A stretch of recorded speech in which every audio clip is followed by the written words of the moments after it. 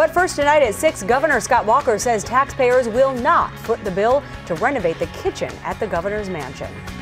Governor Scott Walker says his wife and a private foundation will raise all of the money for a state renovation privately. Good evening, everyone. I'm Sarah Carlson. And I'm Eric Franke. A nearly $500,000 renovation plan will go before a state committee tomorrow. Political reporter Jessica Arp has more on what the governor had to say about this plan today. Jess. Well, the governor is trying to reassure taxpayers that they would not be paying for a kitchen him or anyone else in his family would use, and that the First Lady and Executive Residence Foundation intend to raise all the money for the kitchen renovation privately.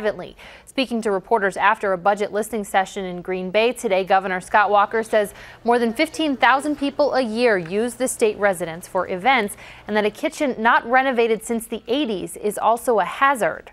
It's got a kitchen, industrial grade kitchen right now that hasn't been updated since I was in high school. And so it's one of those where I think the idea was not only from a usage standpoint, but at some points from a public safety standpoint. You've got a chute, for example, over the stove that literally they have to put styrofoam up in when it rains or snows to keep water from coming in, which is a potential fire hazard.